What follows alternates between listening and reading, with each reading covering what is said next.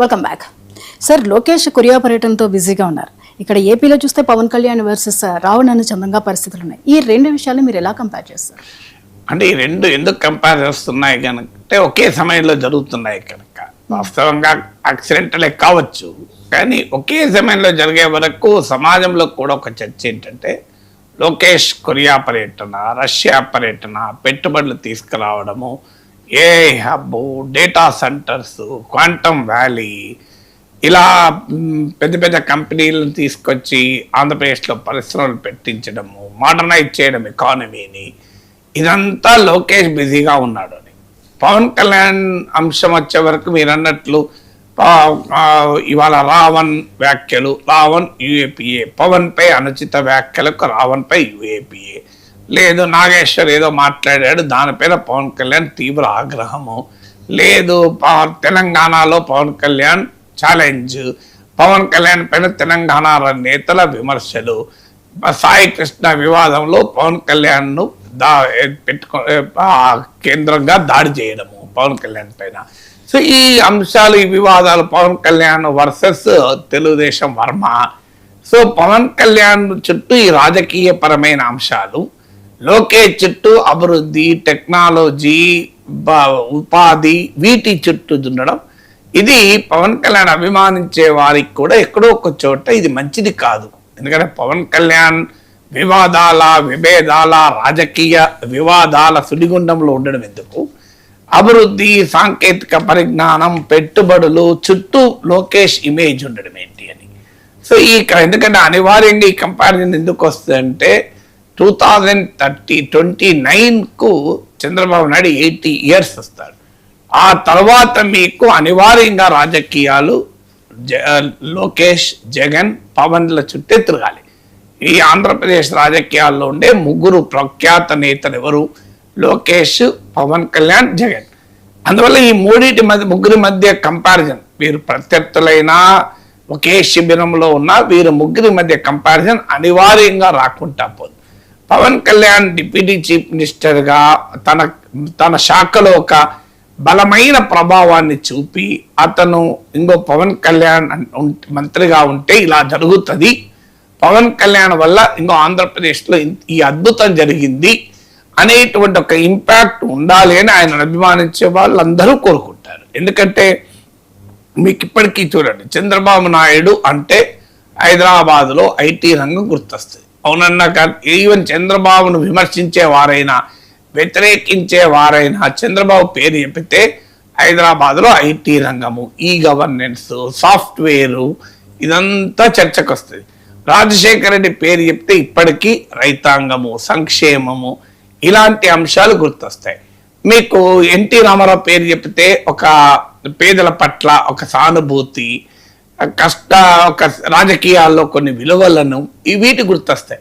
మీకు ప్రతి ఒక్కరికి ఒక ఇమేజ్, ఒక ఐడెంటిటీ, ఒక నాయకత్వం ఉంటుంది. ఇప్పటికీ చంద్రబాబు నాయుడుకు ఈ టర్మ్లో కాకపోయినా అంతకు ముందు టర్మ్లో పేరేంటి? చంద్రబాబు అంటే అడ్మినిస్ట్రేషన్ చాలా స్ట్రాంగ్గా ఉంటాడు అని. ఇలా ప్రతి నాయకునికి ఒక ఇమేజ్.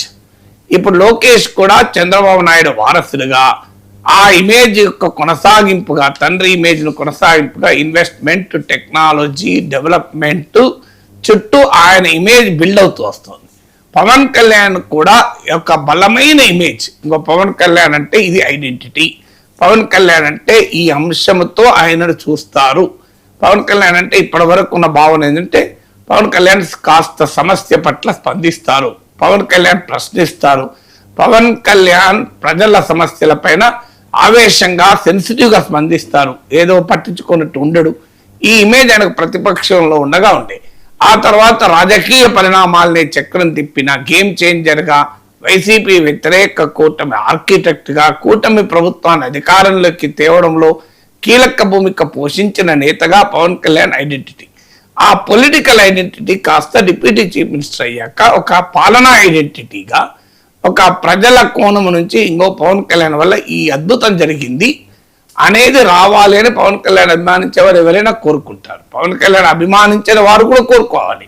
ఎందుకంటే మనం we want our leaders to have an identity, ఒక ప్రజల పక్షాన ఇది చేస్తారని. సో అది కాకుండా ఈ అనవసర వివాదాలు వీటితో ఇవేమి రాజకీయంగా పవన్ కళ్యాణ్కు వన్నత లేదు, పవన్ కళ్యాణ్కి గౌరవం లేదు. ఈ వివాదాల వల్ల పవన్ కళ్యాణ్కు జరిగేది ఏమీ కాదు కూడా, ఆయన పట్టించుకోకపోయినా ఏమీ జరగదు. ఇప్పుడు మోడీ పైన ఎంతమంది ఎన్ని మాట్లాడతలేరు, ఏమవుతుంది మోడీ మీద తగ్గిందా? సో ట్రంప్ పైన ఎంతమంది ఎన్ని మాట్లాడలేదు, ట్రంప్ ప్రెసిడెంట్ కాకుండా పోయాడా? పబ్లిక్ లైఫ్లో ఉంటే 10 మంది 10 మాటలు అంటుంటారు, పట్టించుకోవాల్సిన అవసరం లేదు. మీ దృష్టి అలా ప్రజలకు పైన నేను బలమైన ప్రభావాన్ని చూపే పని చేస్తాను అనే అంశం పైన కేంద్రీకరించి ఈ వివాదాలను గనక ఇగ్నోర్ చేస్తే ఒక పొలిటికల్ లీడర్షిప్కి అడ్వాంటేజ్ అవుతుంది. మీరు మోడీ ఎప్పుడన్నా పట్టించుకుంటారో చూడండి, మోడీ పైన ఎంతమంది ఎన్నంటారు. ఎలక్షన్స్ టైంలో తప్ప నార్మల్ టైంలో మోడీ వారికి కేర్ కూడా చేయడు, తన పని తాను చేసుకుంటూ పోతాడు. సో అందువల్ల తన లీడర్స్ ఎప్పుడు కూడా ఏంటంటే సెన్సిటివ్గా తమ పైన వచ్చే విమర్శలకు వ్యాఖ్యానాల పట్ల టూ సెన్సిటివ్ ఉండడం వల్ల ఉపయోగం ఉండదు. దానివల్ల వాళ్ళు డైవర్ట్ అయిపోతారు, వాళ్ళ ఎనర్జీ, వాళ్ళ ఇమేజ్, వాళ్ళ ఐడెంటిటీ మొత్తం ఈ వివాదాల చుట్టూ తిరుగుతుంది. అందువల్ల ఈ వివాదాలకు అతీతంగా మా స్థాయి కాదు ఈ అంశాలన్నీ, మా పని మాకు ప్రజలు ఓటేసింది, ప్రజల పైన ఒక బలమైన ప్రభావాన్ని చూపడానికి ఓటేశారు, ప్రజల జీవితాలు మార్చడానికి ఓటేశారు అని దానిపైన కేంద్రీకరించితే ఈ వివాదాలు సమస్య పోతాయి. పట్టించుకో. ఈ వివాదాల లక్షణం ఎలా ఉంటుందంటే ఇలా వారం 10 రోజులు ఏం నడుస్తుంది, పవన్ కళ్యాణ్ వర్సెస్ రావణ్, అది పవన్ కళ్యాణ్కి ఏమైనా గౌరవాన్ని తెస్తుందో నాకు చెప్పండి. Pawan Kalyan deputy chief minister, Ravan ఒక్క సాధారణ యూట్యూబర్, ఏమొస్తుంది దాంతో 15 రోజుల పాటు పవన్ కళ్యాణ్ వర్సెస్ నాగేశ్వర్, ఏమొస్తుంది? నాగేశ్వర్ సాధారణ విశ్లేషకుడు, పవన్ కళ్యాణ్ రాష్ట్రానికి ఒక డిప్యూటీ చీఫ్ మినిస్టర్. ఇప్పుడు ఈ వివాదాలు వస్తే ఉపయోగం ఉండదు. మీకు జగన్మోహన్ రెడ్డి అనుభవం కూడా ఉంది. జగన్ రంగనాయకమ్మతోని, డాక్టర్ సుధాకర్తోని, ఇలా అంకబాబుతోని, ఇలా చాలా మందితో పెట్టుకున్నాడు, అబ్దుల్ సలాం అనుకుంటా, ఎవరెవరితో పెట్టుకుంటే అసలే పోయింది కదా. సో ఎప్పుడు కూడా మీరు మీ రాజకీయ ప్రత్యర్థుల్ని టార్గెట్ చేయండి, రాజకీయపరమైన సీరియస్ అంశాల్లోకి వెళ్ళండి, ప్రజా సమస్యలు పరిష్కరించండి, ప్రజల జీవితాలు మార్చే పనులు చేయండి. ఈ వివాదాలు ఇప్పుడు ఉంటాయి, ప్రశ్నించేవారు ప్రశ్నిస్తుంటారు, మీ పర్ఫార్మెన్స్ ప్రశ్నకు ఆన్సర్ చెప్పాలి తప్ప ప్రశ్నకు ఆన్సర్ పర్ఫార్మెన్స్, కానీ ప్రశ్నకు ఆన్సర్ కేసులు వెంబడించడం, వేటాడడం, 4 పోలీస్ స్టేషన్లు తిప్పడం, 30 పోలీస్ స్టేషన్లో కేసులు పెట్టడం, అరెస్ట్ కోసం హైదరాబాద్ దాకా వచ్చడం, ఇది కాదు మీ ప్రశ్నకు సమాధానం పవర్లో ఉన్న వాళ్ళు పర్ఫార్మెన్స్. ఇప్పుడు మాలాంటి వాళ్ళమే మమ్మల్ని చాలా మంది చాలా అంటుంటారు, జస్ట్ ఇగ్నోర్ అని మా వీడియోలు మేము చేసుకుంటుంటాం, సందర్భం వచ్చినప్పుడు ఎప్పుడో మాట్లాడుతాం తప్ప ప్రతిరోజు దీని మీద మాట్లాడతానా? మీరు చూడండి, లాస్ట్ 100 వీడియోలు అవి చూడండి, మీరు అందులో ఒక 80 వీడియోస్ నీకు డిఫరెంట్ టాపిక్స్ ఉంటాయి. ఇన్ని వివాదాల సమయంలో కూడా పట్టించుకో. మా పని మేము చేసుకున్నప్పుడు ఇరాన్ యుద్ధం పైన నేను 17 వీడియోలు 1 lakh దాటాయి. ఎకానమీ పైన బోలెడు మాట్లాడుతుంటాను, జియో పాలిటిక్స్ మాట్లాడుతుంటాను. ఇది మా పని కాదు, సందర్భం వచ్చినప్పుడు ఆన్సర్ చేస్తూ ఉంటాం, కానీ పట్టించుకోం. అందువల్ల రాజకీయాల్లో ఉన్న వాళ్ళు కూడా they should focus on their primary activity. ఇలా ప్రతి చిన్న వివాదాన్ని సీరియస్గా తీసుకొని దాని చుట్టూ వచ్చి మధ్యలో వ్యాఖ్యానాలు, హోమ్ మినిస్టర్ నేనే అయితే ఇలా ఉండదు అనడం, డిఎస్పీ కొరకు భీమవరం డిఎస్పీ కొరకు ఇన్వాల్వ్ కావడం, ఈ అంశాలన్నీ ఏమవుతాయంటే అవి చేయాల్సిన వాళ్ళు చేస్తారు. పవన్ కళ్యాణ్ 10 మంది చెప్తే వాళ్ళు చూసుకుంటారు. ఇవన్నిటి మీద పవన్ కళ్యాణ్ ఇన్వాల్వ్ అయ్యి వీటి చుట్టూ తిరిగితే పవన్ కళ్యాణ్కి ఏమొస్తుంది నాకు అర్థం కూడా కాదు. సో అల్టిమేట్గా ఏమొస్తుంది, రావణ్ పైన మీరు కక్ష తీసుకుంటారు, ఏమవుతుంది, వాట్ విల్ హ్యాపెన్? దానివల్ల ఏమైతే రావణో 4 రోజులు జైల్లో ఉంటాడు, కానీ మీకు వచ్చే పొలిటికల్ బెనిఫిట్ ఏంటి అని. ఇప్పుడు నాగేశ్వర పైన 15 రోజులు అటాక్ చేశారు, ఏం పొలిటికల్ బెనిఫిట్ వచ్చింది చెప్పండి? రాజకీయంగా ఏమైనా ప్రయోజనం వచ్చిందా? ప్రజల్లో ఏమైనా ఎంత మంచి పేరు, అంతటి దుర్మార్గుడు, క్రూరుడు, కఠిన పైన మీరు యుద్ధం చేశారని మెచ్చుకుంటారా? సో ఐ డోంట్ థింక్, ఎందుకు మరి అలా జరుగుతుందో తెలియదు. సో అందువల్ల పవన్ కళ్యాణ్ అభిమానించే ఎవరైనా ఈ ఇమేజ్ కంపారిజన్ వచ్చినప్పుడు కాస్త అయ్యో మన నాయకుడికి కూడా ఈ అనవసర వివాదాలు చుట్టుముడుతున్నాయి, దానికన్నా ఏమన్నా ప్రజల పైన మంచి ప్రభావాన్ని చూపే అంశాల చుట్టూ నడిస్తే బాగుండనే భావన కలగచ్చు కదా. సార్ మొన్న అయోధ్య, ఇప్పుడు బద్రీనాథ్ ధాంలో ఆర్థిక